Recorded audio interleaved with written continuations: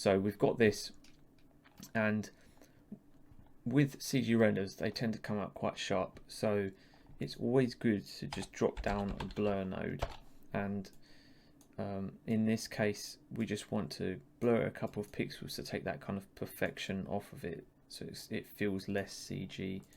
So that's probably a little bit too much blurring, but maybe 0.5, 0.8, just softening the image a little bit. It's just a nice way to help it, feel a bit more organic, rather than this kind of ultra sharp, unrealistic render sort of thing. So that's the first step, and then what we want to do is add an exponential glow to our scene. So this will kind of simulate these hot spots of light. So let's throw one of those down. Expo glow, fast expo glow I'm looking for. This is one of the ones from the reactor. So let's feed this in, take a look. This is essentially a bunch of nodes combined, so you'll see that it takes a second to calculate. And the gain is far too high, so let's just drop it way back. Just a little bit.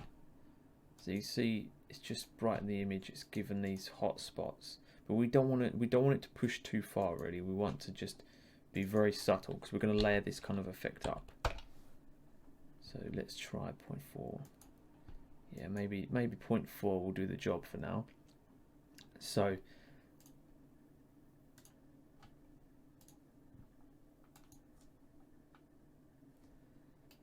that's looking good. We're in a good place. Maybe if we just drop the glow radius a little bit, just see what that does. Maybe it's a bit too harsh. Just a tiny bit, tweaking it, and actually zooming in. I think the blur might be a tad too strong as well. So let's just drop it back to like 0.3. It's not having a super strong effect, but it's just something. So now we've got this far. Let's drop down a CCV. If you type CCV, it comes up with color curves. This is a nice way for us to sort of create some nice interest using some curves. We can create an S curve or whatever to really enhance the contrast or whatever. So let's just drop that in a little bit, dial in sort of a look. So that's looking interesting. Let's give the highlights a bit more of a punch, maybe. Something like that. I can see we've got some funny colours appearing in the background. It might be with our colour corrector for the atmosphere. It might have pushed it a little bit too far. So let's just dial that back a little bit. Just see what's happening. So yeah, we want to be careful with those curves. Don't want to push too far with that. So just increasing the contrast a tad, maybe drop this a bit. So yeah, that's you, and we can again, you can layer color curves up to help sort of dial in your look. So I think maybe if we just throw down another color corrector and tweak a couple more settings just to get this looking right. I think maybe if we, at this stage, I feel that if we just drop the saturation just a tiny bit, 0.9 maybe, and then we'll add a little back in a moment. So now we've done a couple of color adjustments, let's sort of work in our lens effects, so simulate a camera sort of thing. So the first thing I want to do is create some chromatic aberrations. So let's chop down an XF chroma fuse, another one from the reactor. So this, if we pub in the effect, should be quite obvious, or not. Let's dial in. So yeah, look, this is, it creates some chromatic aberration. We don't want it to be that strong, we want it to be really mild, so maybe 0.1.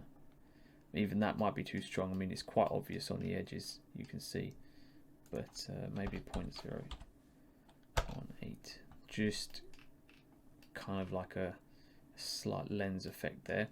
We'll leave it at that for now. That's just something, bit of interest. And then we want some grain, you know, we want some kind of this organic feel that this is shot on a camera sort of thing. So let's throw down a film grain node and pipe that in. Take a look, and the grain is terrible. So the first thing we want to do is just reduce the size of that grain. Really fine grain we want, really. Let's go like 0.2, maybe even finer than that, 0.1. Yeah, and then the strength, we don't want it to be too strong, it's too grainy. Let's halve it, 0.05, yeah, something like that. At the moment, it's just applying grain uniformly across the image. That's not necessarily quite a realistic way to do it. So you could, let's say you wanted to only have grain in the shadows or in the highlights or whatever. Let's say you want that. Let's throw down a bitmap and feed in the previous node. Have a look, and then change the channel to luminance, and then just dial in the shadows and the highlights a bit, just so we get that contrast. And with this, the light areas will be where the grain appears. So if we grab our mask arrow and mask our grain effect with that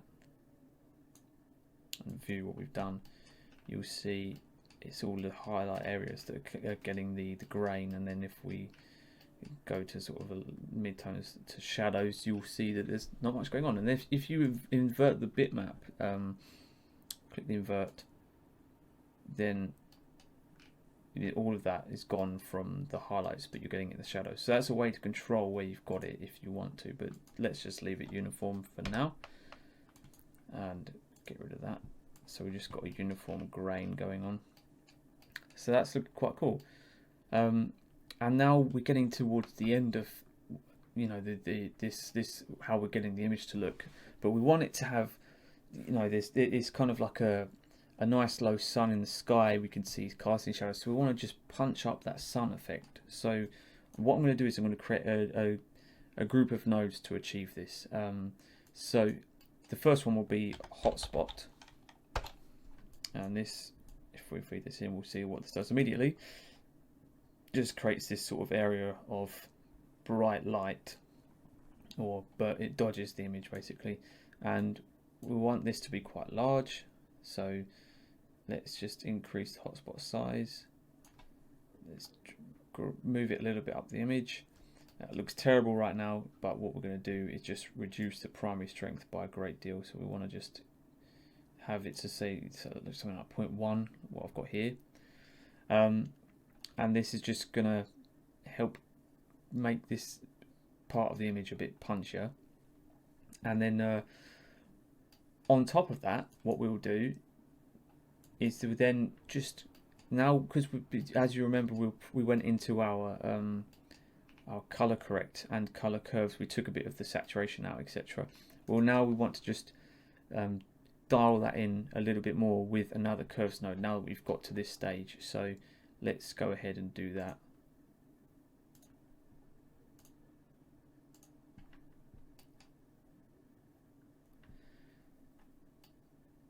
So what we want to do is create a color curves node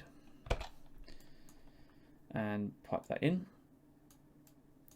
And in this one, again, I just want to keep it quite simple. I'm just going to drop the shadows a little bit, just create that contrast here.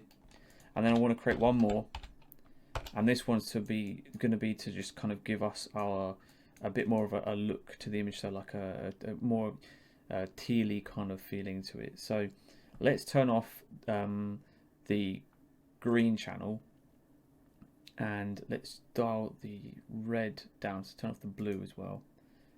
Dial the red down just a tiny bit, very small movements with this, something like that. And then turn that off, go to the blue channel, and the blue channel, we just want to take this, the highlights, and just punch them up just a tiny bit, and then maybe down in the lower the sort of more the shadowy areas. It's just, ooh, you see, you got to be really careful with this. Just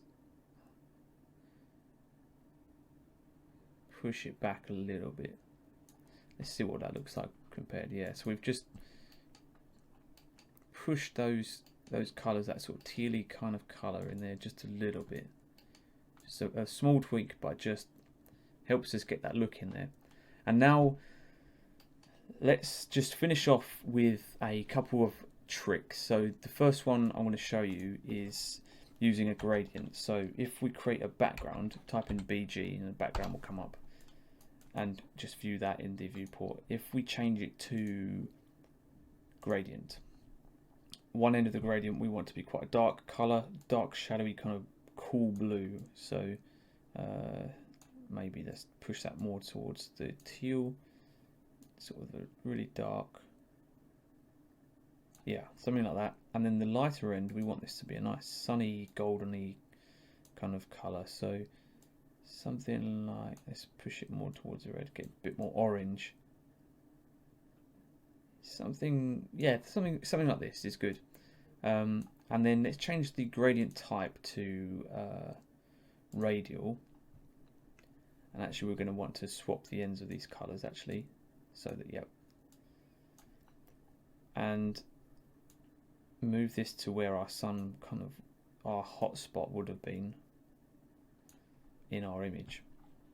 And what we'll do is we'll merge this in with a merge node. So let's take the background and the foreground and merge this in, and as you can see it's just sort of overwritten it entirely, but we'll change our blend. Our blend mode we want to change to, I think screen will be good, actually perhaps overlay. Nope.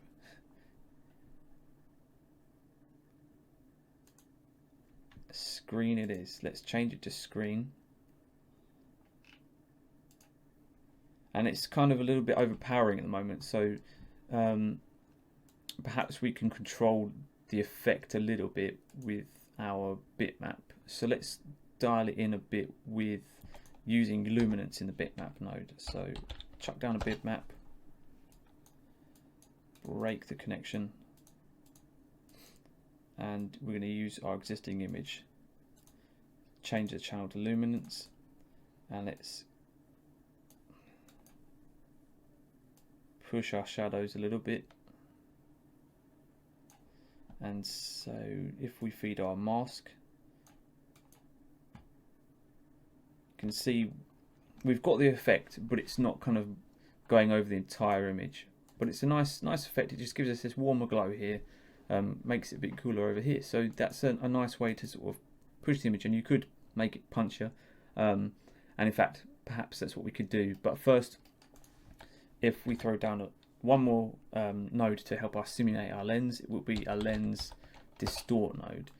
And this, if we feed this in, you'll see what this does.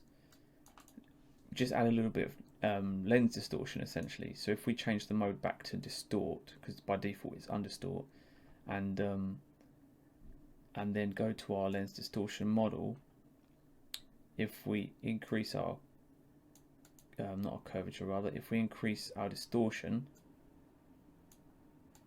we want to go into minus numbers just a little bit, just, yeah, I mean something like that, just a very subtle bit of distortion around the edges.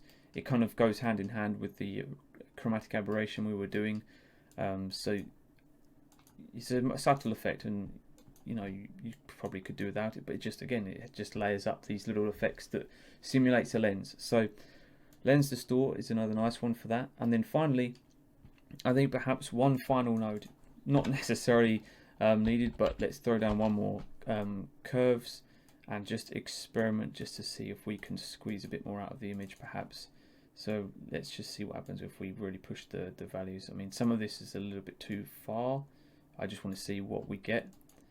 Perhaps that's too much, but if we have in Fusion actually, you have the main sort of node here, but if you go to the right, you've got to have this cog next to a screen. If you click that, then most nodes have this. They have like a blend mode, so we could just dial in an effect that we've got just very subtly.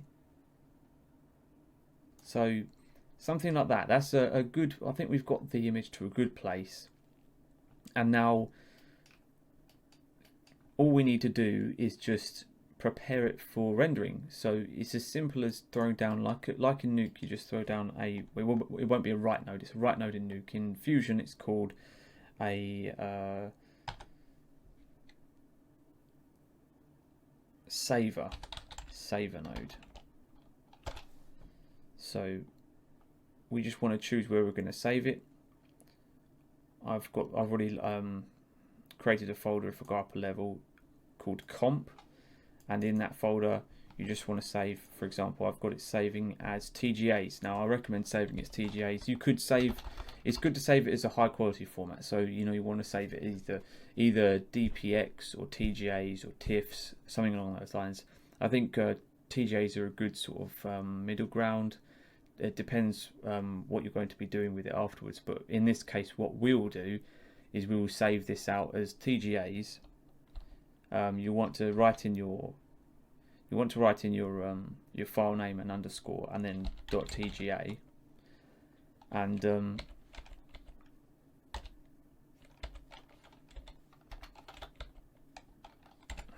then when we write this out, we'll write out the TGAs initially from Fusion, and then we'll take the TGAs, and in Fusion we can convert them to ProRes. So we'll take the TGAs, convert them to ProRes, and then you can take them into an editor, DaVinci Resolve or Premiere Pro or Final Cut, whatever. So that's how we'll finalize our shot. So let's go ahead and render this. If you press render, then you'll just put in your frame range. You want this to be set to high quality. I think it's set as default. So you want it to be the final high quality, and if you click start render, it'll go through your 120 frames, and then we'll go to the next lesson where we'll just quickly talk about how we'll convert this to ProRes, and we'll wrap up the lesson. So let's go ahead and render.